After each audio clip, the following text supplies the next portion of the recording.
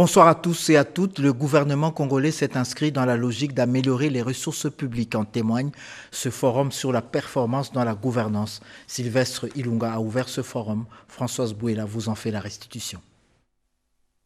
Société civile et politique vont mettre le doigt dans la plaie, l'évaluation des questions de gouvernance au cœur de leurs discussions.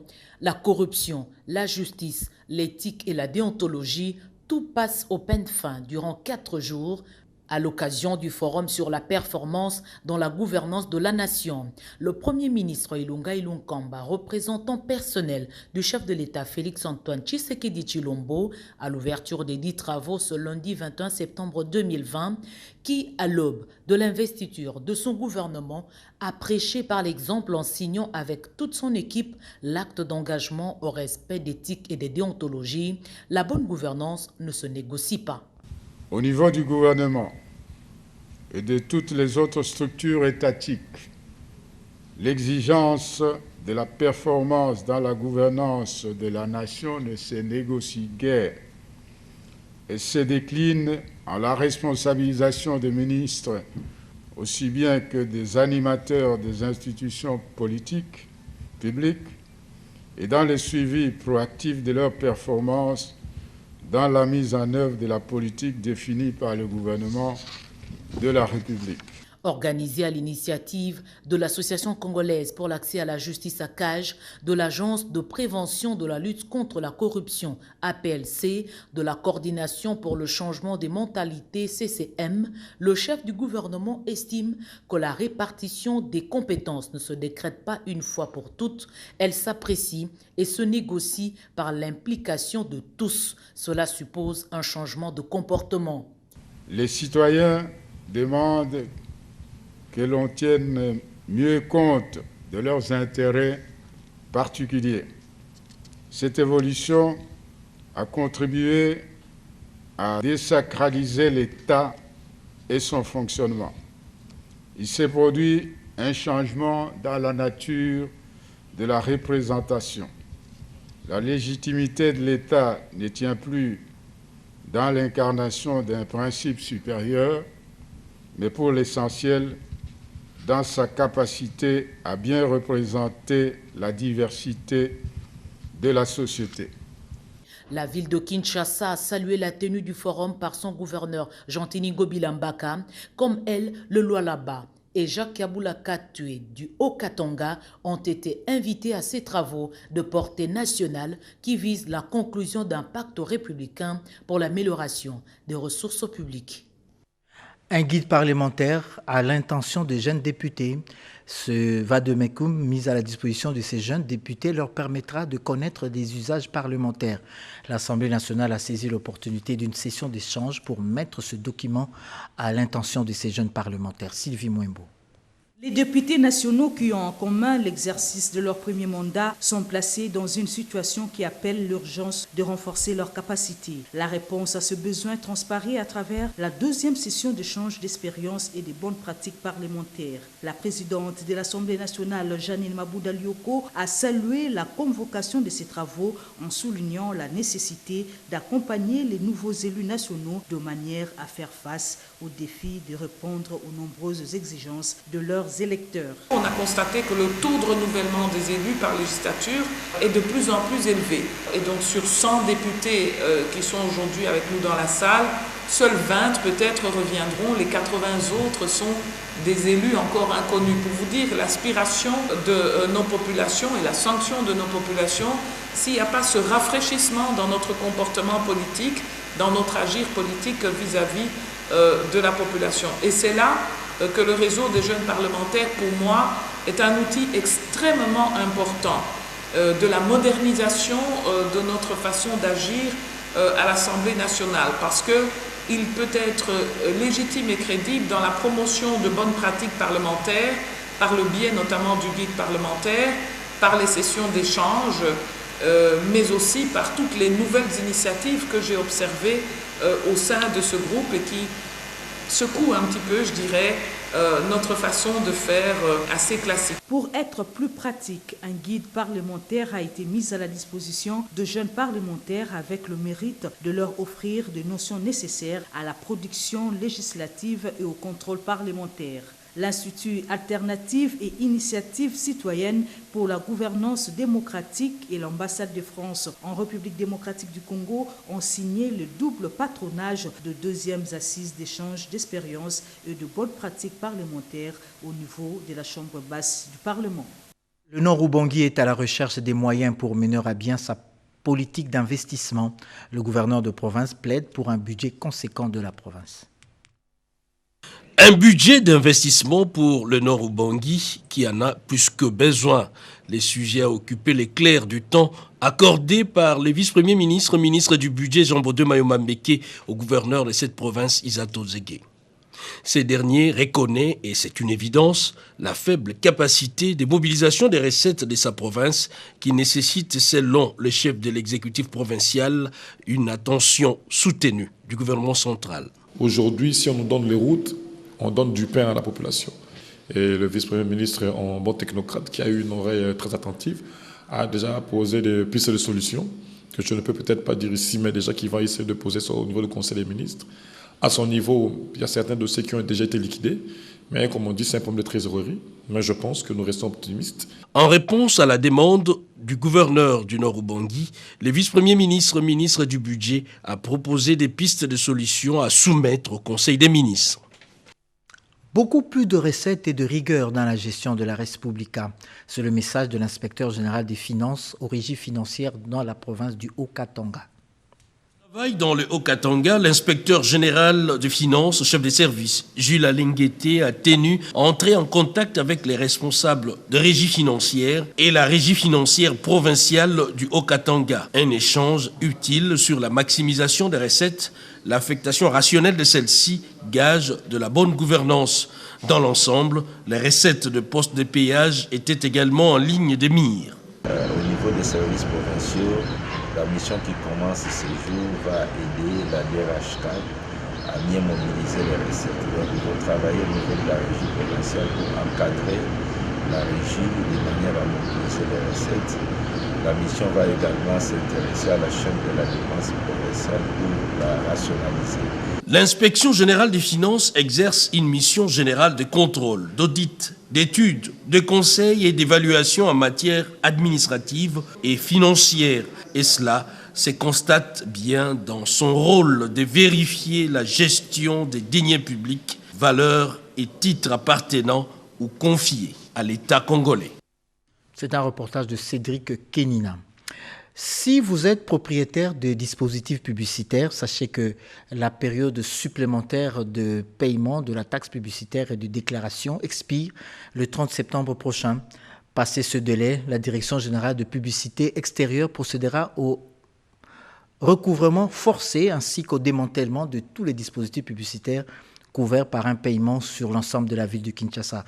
Sont concernés les dispositifs publicitaires suivants: tous les panneaux routiers, murales, indicateurs directionnels, les enseignes, les devantures des commerces, les engins roulants porteurs de la publicité, les totems, les peintures murales publicitaires, les banderoles et autres dispositifs publicitaires assimilés. Sont également concernés l'organisation de toutes les actions promotionnelles sur l'ensemble de la ville de Kinshasa, ainsi que les articles publicitaires et promotionnels distribués gratuitement. La gratuité de l'enseignement a été saluée par Mme Olive Lembe Kabila, l'ex-première dame. S'est ainsi exprimée à la faveur de l'inauguration d'une école financée par sa fondation dans pleine cité de Mongafula. La construction donc de cette école est l'œuvre de la fondation Initiative Plus de Mme Olive Lembe. Le bâtiment de 15 salles de classe à 2 blocs avec chacun 2 étages et servira dès la rentrée scolaire prochaine. Marthe Mangaza.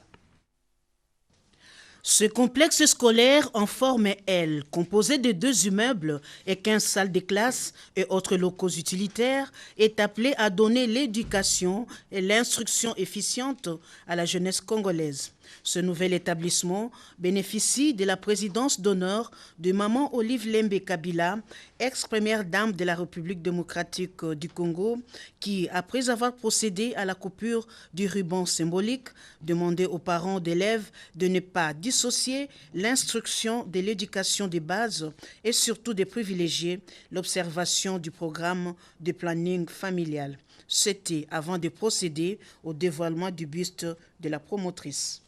Personnellement, je suis toujours ravie quand je vois des œuvres pareilles, aussi petites que d'autres personnes peuvent considérer.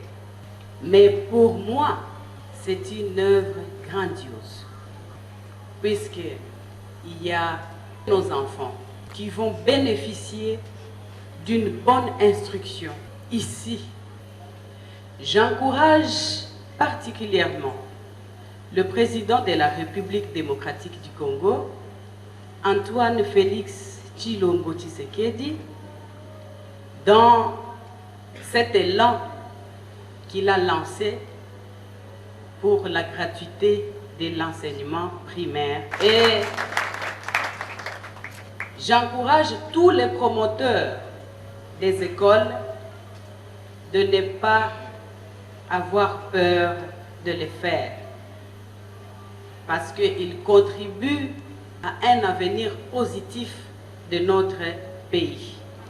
Le ministre d'État, ministre de l'Enseignement primaire, secondaire et technique, Willy Bakonga, a procédé à la remise officielle de cet établissement et d'un échantillon des manuels scolaires en langue nationale.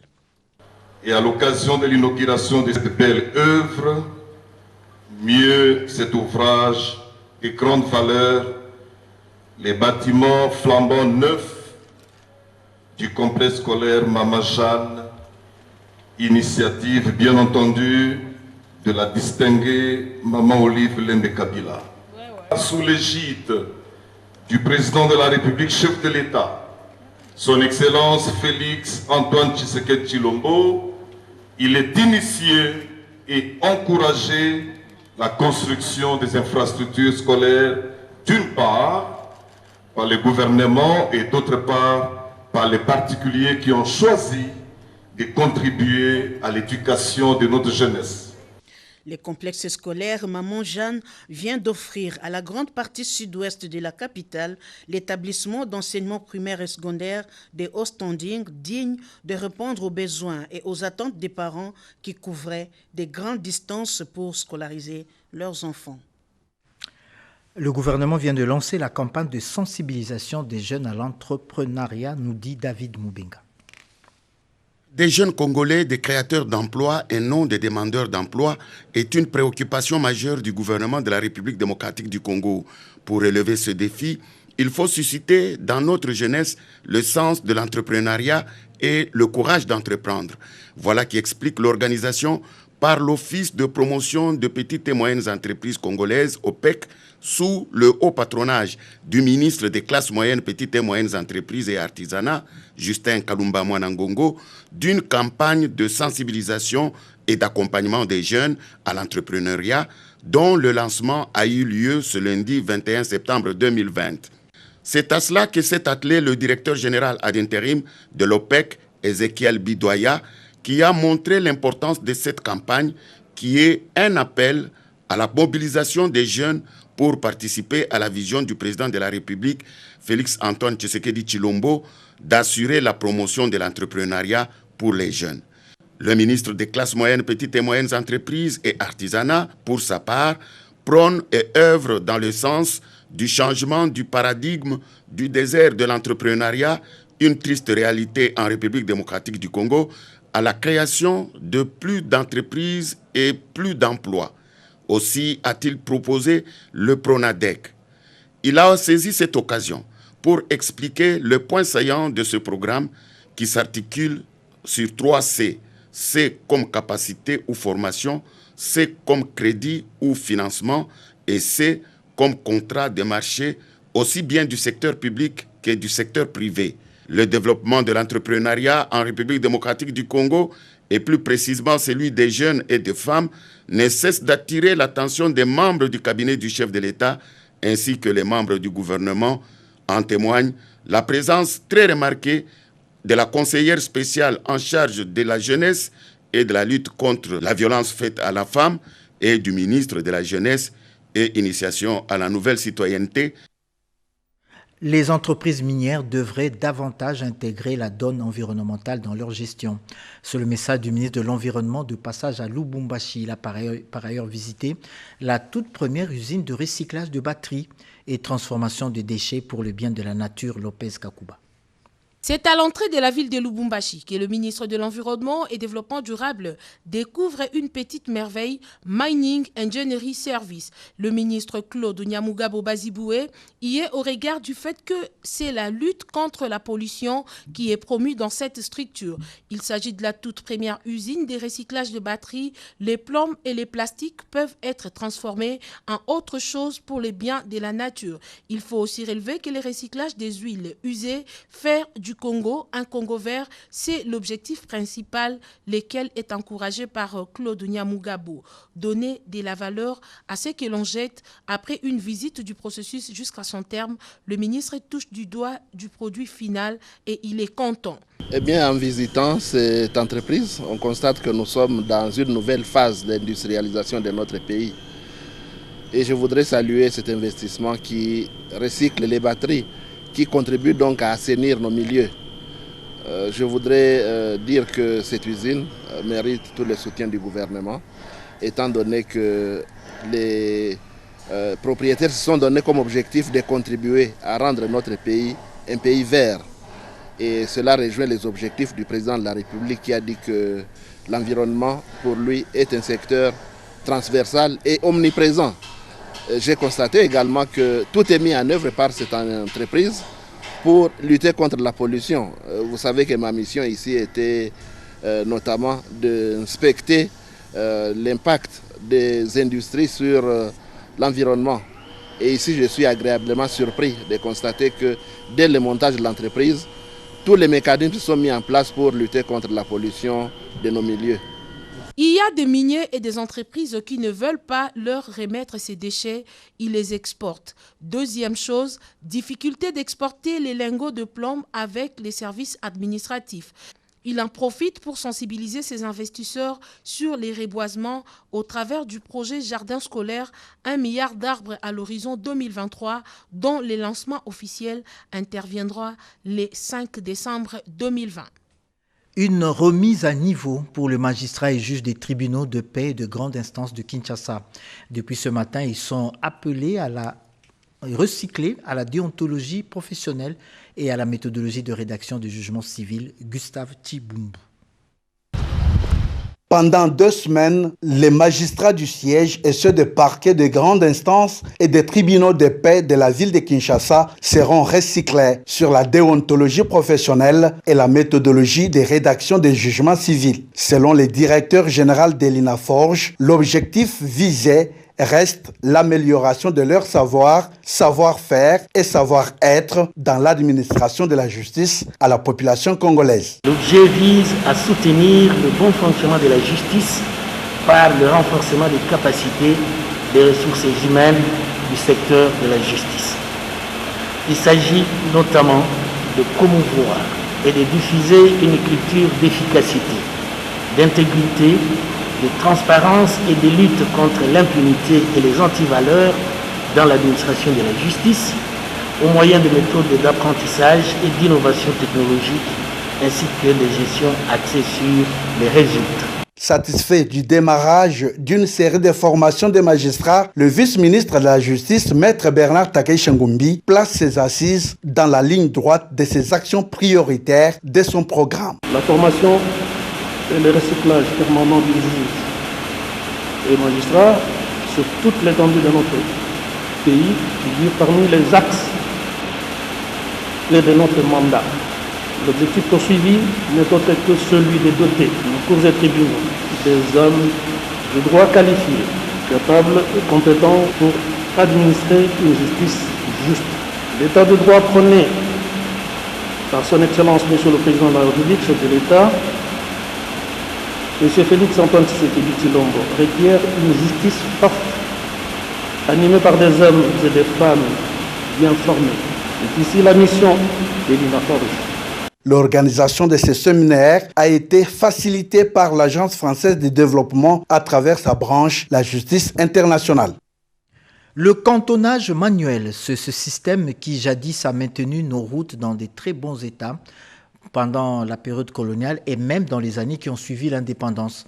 Au ministère du Développement rural, on veut ressusciter et surtout valoriser le métier de cantonnier. Dans la province du Kwilu, les cantonniers nouvellement recrutés ont été satisfaits de leur premier salaire, nous dit Rodé Panda. L'opération de la paye des cantonniers est arrivée dans les territoires de Massimaniba, province du Kwilu, après le démarrage effectué dans la province du Kwango. 44 154 000 francs congolais, c'est l'enveloppe des salaires de 336 cantonniers du territoire de Massimaniba pour la moitié du mois de juillet et le mois d'août 2020. Les premiers responsables des comités locaux d'entretien routier, les clercs, chefs des cantonniers reçoivent le solde. La satisfaction chasse les désespoirs. Avec l'effort du ministre national du développement rural, Excellence Guy Mikulu, qui a fait l'effort pour que nous puissions aujourd'hui avoir des réalités sur la paye aux cantonniers qui sont en train d'exercer leur travail. Alors nous sommes vraiment très heureux. Des explications des procédures d'usage et d'éclaircissement ont été fournis par l'équipe de la paye envoyée par le ministre du Développement rural Guy Mikulu Pombo, Papi Fataki, conseiller des infrastructures et travaux publics du ministre du Développement rural, assisté du chef de division de finances de l'OVDA, Office de voies de dessert agricole. Avec la volonté affichée clairement par le gouvernement de la République, ils sont payés. Donc du coup, on passe du travail bénévole à un travail qui est rémunéré. L'administrateur du territoire de Massimaniba, Jean Bosco Mukubidi, représentant du chef de l'État dans sa juridiction et témoin de l'événement, confirme. On promet, mais on ne réalise pas. Mais pour cette fois-ci, au moins, le gouvernement a tenu à sa promesse. On vient de payer les cantonniers aujourd'hui. J'ai même assisté à la première paye, donc ça me fait un grand plaisir. Cette opération de paye des cantonniers témoigne l'engagement ferme du gouvernement congolais à travers le ministère du Développement rural de relancer avec force les cantonnages manuels permanents. C'est dans la province du Kwilu, non loin de là, dans la province du Kwango. Il sera procédé demain au lancement de la campagne de lutte contre la malnutrition chronique. Et c'est le ministre de la Santé qui va procéder au lancement de cette campagne de lutte contre la malnutrition chronique. Et Teni Longondo y séjourne depuis cet après-midi à Kenge, chef-lieu de la province du Kwango, pour s'enquérir aussi de la situation sanitaire dans cette partie du pays. Images et commentaires au cours de nos éditions ultérieures avec Patrick Kachala. Une messe de prémices a été l'occasion pour le célébrant principal d'exposer des difficultés en eau et en électricité dans la commune de Mongafula. Le célébrant nouvellement ordonné prêtre, M. l'abbé Martin Diasuka, a plaidé auprès du vice-ministre de Ressources hydrauliques présent à la messe à la paroisse Sanoé Mawagali de Mongafula. Mireille Ndeke est allé prier à Mongafula hier, un quartier qui connaît des sérieux problèmes d'eau et d'électricité. Dimanche 20 septembre 2020, la paroisse Saint-Noé Mawagali, dans la commune de Mongafula, a connu une ambiance particulière. L'abbé Martin Diasuka a célébré sa toute première messe juste après son ordination par l'évêque métropolitain de Kinshasa, son éminence Fridolin cardinal Ambongo. L'hôte du jour a été honoré par la présence de deux membres du gouvernement, en l'occurrence Guy Mikulu Pombo et Papi Punguluamba, respectivement ministre du Développement rural et vice-ministre des Ressources hydrauliques et électricité. Après cette prémisse, l'abbé Grégoire, curé de la paroisse Saint-Noé Mawagali de Mongafula, a organisé en l'intention de deux officiels une visite guidée en vue de leur présenter l'avancement de travaux réalisés et ceux en cours dans sa paroisse. Papi Punguluamba, un bon chrétien catholique et Elengue Amouinda de son état, a pris l'engagement en sa qualité de l'autorité de tutelle de la Régie des eaux de remédier au déficit d'accès à l'eau potable dans ce coin de la capitale.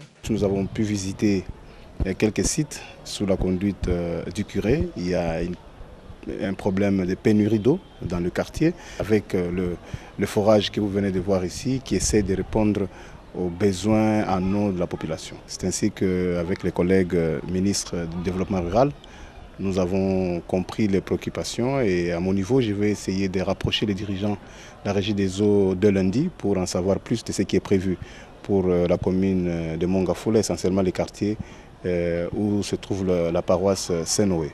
Le vice-ministre des Ressources hydrauliques et électricité n'a pas manqué de féliciter le nouveau prêtre tout en lui souhaitant un fructueux travail dans l'œuvre du Seigneur. Un groupe de Congolais vivant aux États-Unis d'Amérique vient de lancer les activités du plan d'émergence de création d'emplois. Lisette Mujinga.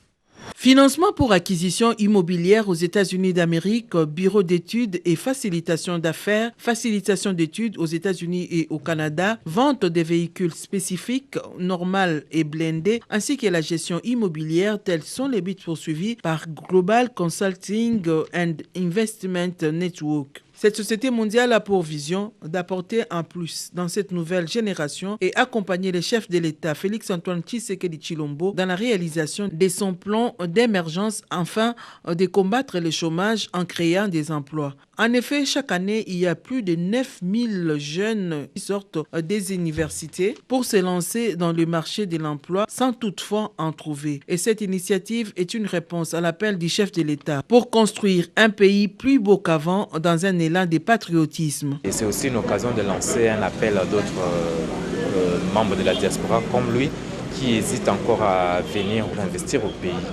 Et pour notre part, nous assurons à l'entreprise globale de l'accompagner toujours d'une manière ou d'une autre dans cette aventure dans laquelle elle se lance. On est venu ici pour promouvoir aux besoins de la population, surtout dans notre jeunesse. Nous sommes venus ici pour créer des emplois, afin de répondre aux besoins du peuple aussi, pour accompagner le chef de l'État dans sa vision quinquennale de ce pays qui est en émergence.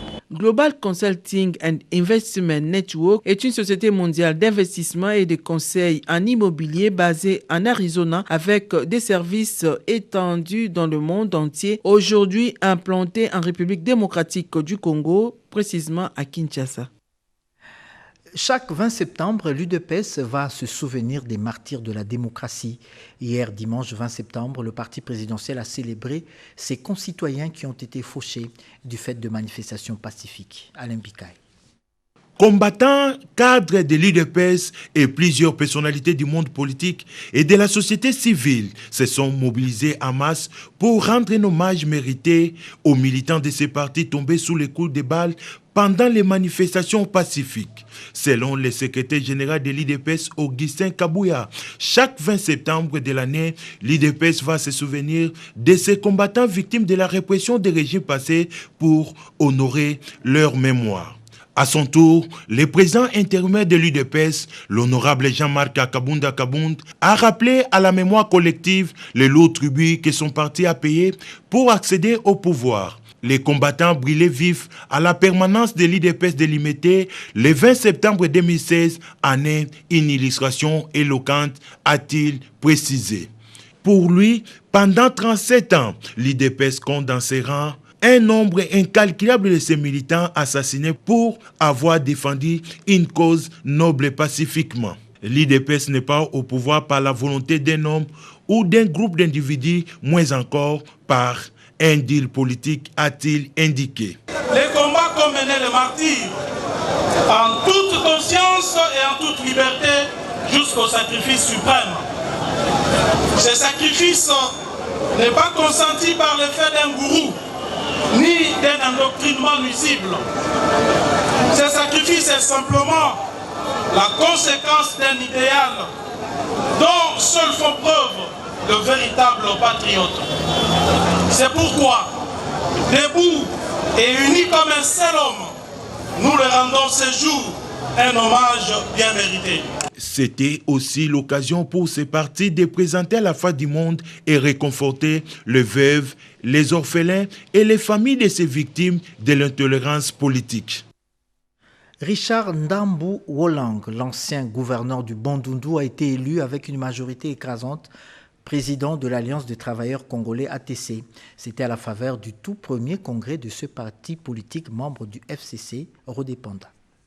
La grande salle VIP des Chaubeuse dans la commune de la Gombe a servi de cadre aux militantes et militants du parti politique Alliance des travailleurs congolais ATC. Pour une matinée politique, les congressistes venus de différentes provinces de la RDC ont élu les dirigeants qui devront conduire cette formation politique ATC, membre du regroupement politique AAB, deuxième force politique après les PPRD, toujours dans la grande famille politique FCC, dont Joseph Kabila Kabange est l'autorité morale. Après les élections passées dans l'intimité et la légalité aux 3 postes pourvus, l'honorable député national Richard Ndambu Walong est élu président national et autorité morale de l'ATC avec 53 sur 54 votants, suivi du premier vice-président Pacifique Irenge. Et Bienvenu Moussoussou prend le poste du deuxième vice-président.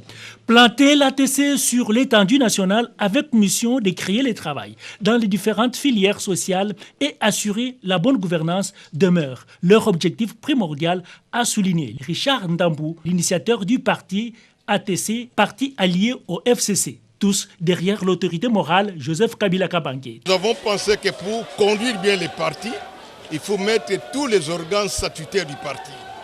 C'est ces organes qui, aujourd'hui, on a mis le directoire et après le directoire, on va mettre d'autres organes du parti. Donc maintenant, on a élu un autre président que moi je suis. Nous avons une idéologie qui est orientée vers le social et l'économie. Et nous ne pouvons le faire sans qu'il y ait une révolution des travailleurs. Témoin de l'événement, le 16 président du regroupement politique AAB, délégation conduite par l'honorable Bienvenu Liota, qui félicite le numéro 1 de l'ATC Richard Ndambu Walong dans son esprit de l'initiative quand il fut encore gouverneur du Grand Bandundu. On a noté aussi la présence remarquable du vice-premier ministre, ministre du Plan, le ministre de Pêche et Élevage, le vice-premier ministre du Budget, le deuxième vice-président de l'Assemblée nationale, le PCA de RVA, sans oublier les députés et sénateurs qui ont rehaussé de leur présence cette manifestation.